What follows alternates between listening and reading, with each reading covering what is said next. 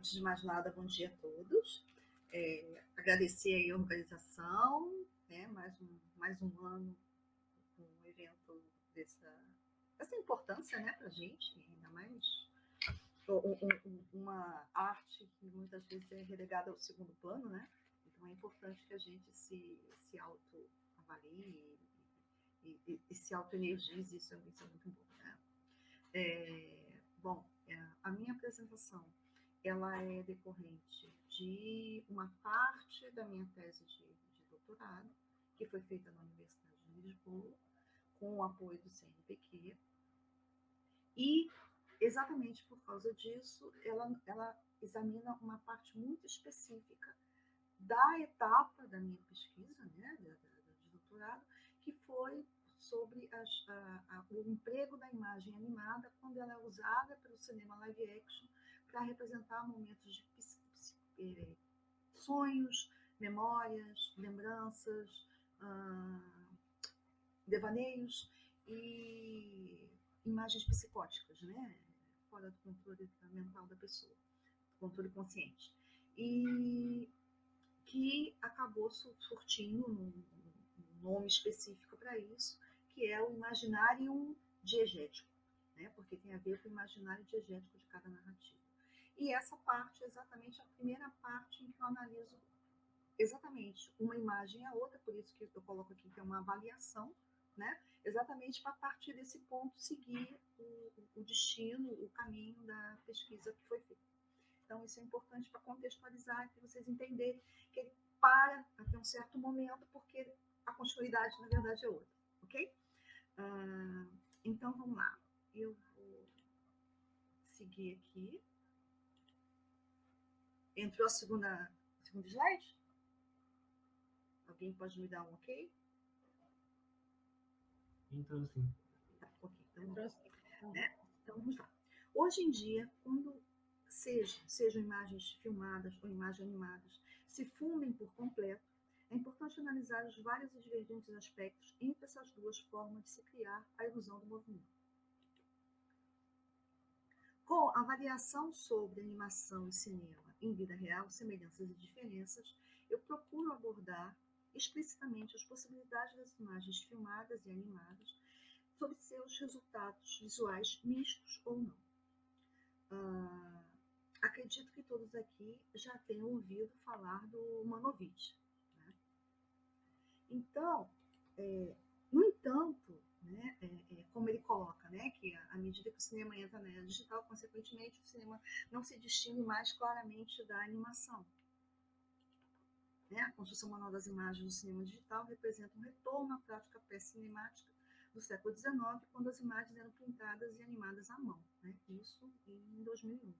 Né? No entanto, isso não significa que a animação e o cinema live action sejam a mesma coisa. Mesmo que os resultados possam ser codificados da mesma forma em arquivos digitais, isso não significa que os processos ou características técnicas sejam as mesmas.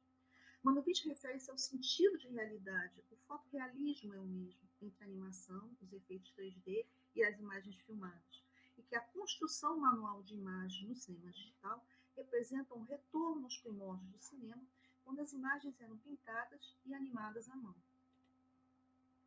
No entanto, tanto os filmes de animação como os de live action fazem parte da indústria do cinema, e esse é o foco do trabalho.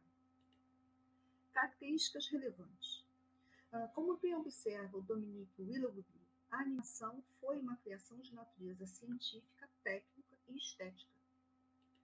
Na verdade, a animação é uma ilusão de ótica. O movimento realmente não acontece, mas é visível, na sucessão da projeção das imagens. Dois tópicos importantes desempenham um papel fundamental na criação da animação: a ilusão e a divisão do movimento em múltiplas imagens. O cinema live action veio depois, aglutinando a encenação teatral, a técnica fotográfica, e resultou na captura de imagens de uma encenação diretamente sobre um suporte sensível. E, posteriormente, adicionou, as capacidades do rádio quando passou a ser sonoro. Apesar de vários teóricos renomados afirmarem que o elemento fundamental do cinema é o movimento, na verdade, o cinema não cria o movimento, mas o captura. Na animação é que foram estabelecidos os princípios fundamentais da animação, desenvolvidos por Walt Disney, mas não foi ele que os inventou, né? Vou deixar esse registro. Onde o movimento, sim, é a pedra fundamental da animação, assim como o movimento também é o elemento fundamental na arte da dança e da performance. Já o cinema criou taxonomias específicas para diferentes tipos de montagem, racordes e cortes. Por isso, é mais coerente afirmar que o diferencial do cinema é a montagem. Esta, sim, é a linguagem do cinema. A construção de uma imagem na animação e no cinema live action são muito diferentes.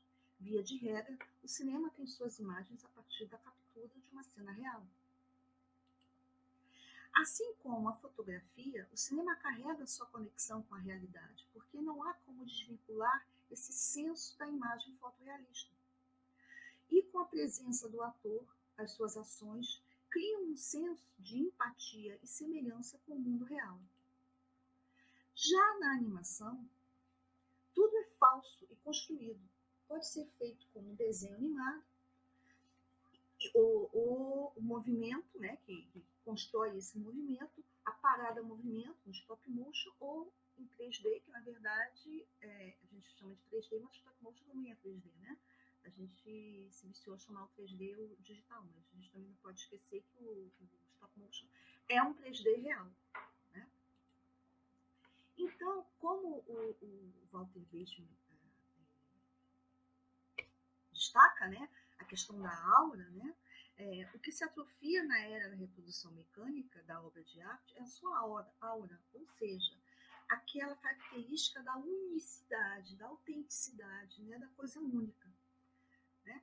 Tanto a imagem filmada quanto a imagem animada, elas não possuem aura, né, porque, enfim, aconteceu e não tem essa coisa da pintura ou da escultura, né?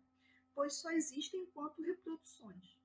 Esse quadro da Regina Pessoa é uma exceção à regra, porque na verdade foi uma animação que ela fez em placa de gesso, animando em placa de gesso. Então no final ficou, digamos assim, a última placa de gesso, né?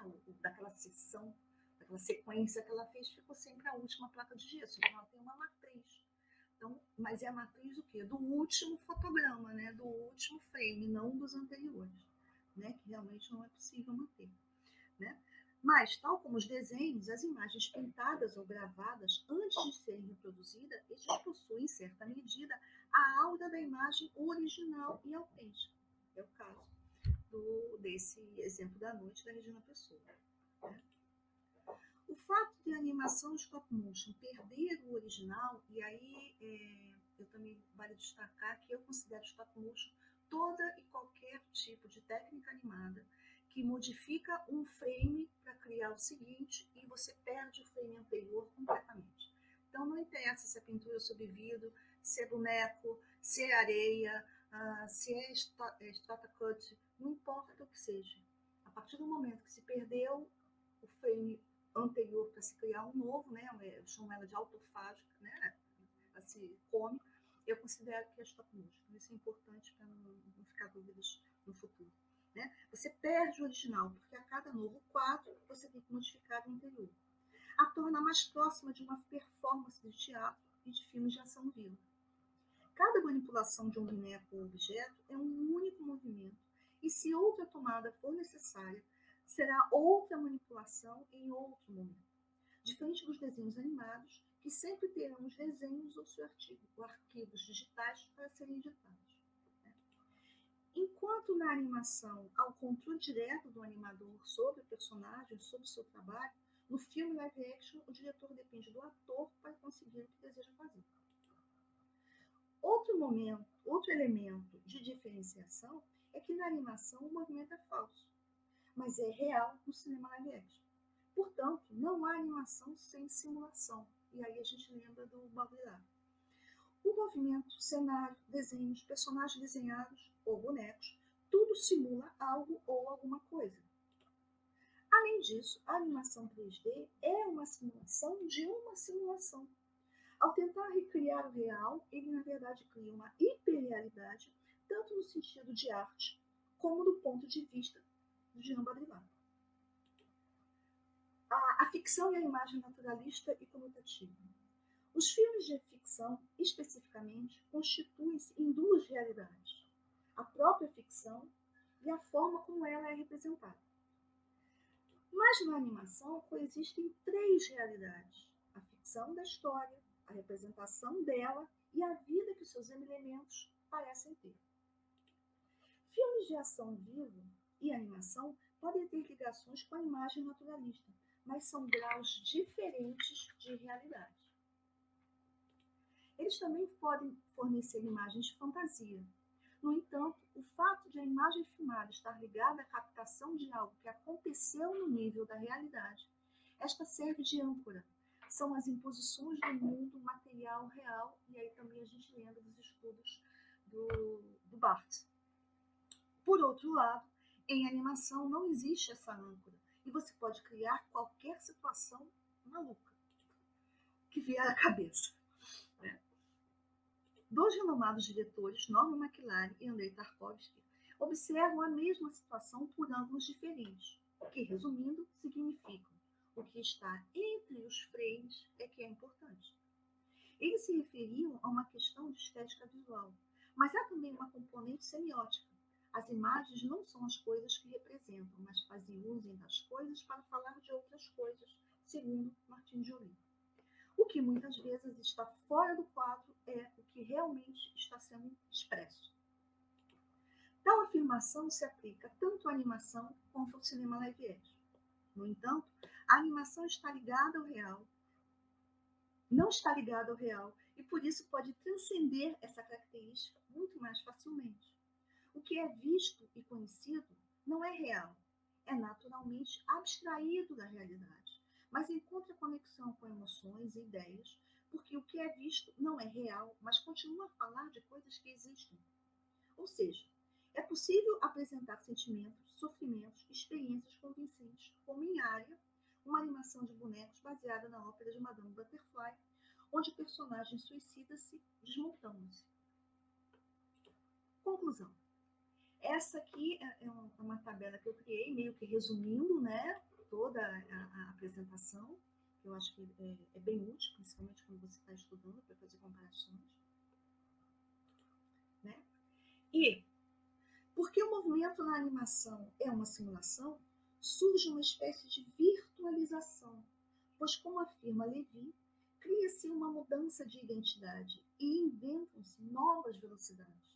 A nível da construção das imagens, na animação existe a possibilidade de gerir esse processo de forma mais profunda e completa que no cinema live action, como um maior grau de integridade visual e estética.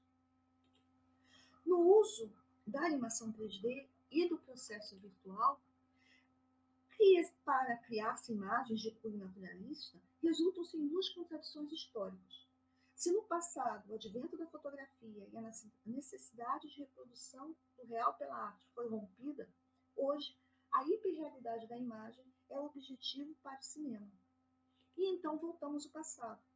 E se a fotografia, que é uma reprodução, a aura foi perdida, com a imagem digital é um instantâneo que é perdido, que se perde. Pois a imagem pode ser manipulada digitalmente indefinidamente, como observou Solage. É um universo completamente infinito, infindável, sem restrições. Walter Benjamin afirma que a fotografia é a semente do cinema, enquanto Morin que o cinema é a semente do virtual. E em 1956, o que ele concluiu é o que vivemos hoje. Estamos no exato momento da história em que, reciprocamente, a máquina envolve e determina, ou melhor, realiza a essência do homem. E aí a gente também pode lembrar de estudos como o Marshall McLuhan, que já falava, né, sobre o meio da mensagem, enfim, tem muita coisa correlata a isso também, e eu acabo usando os estudos de McLuhan na minha tese. O cinema é a máquina-mãe, gerador do imaginário, assim como é, reciprocamente, o imaginário determinado pela máquina. Chegou a se instalar no seio da estética, que era considerada reservada às criações individuais feitas à mão. A divisão do trabalho, a racionalização e a padronização comandam a produção de filmes.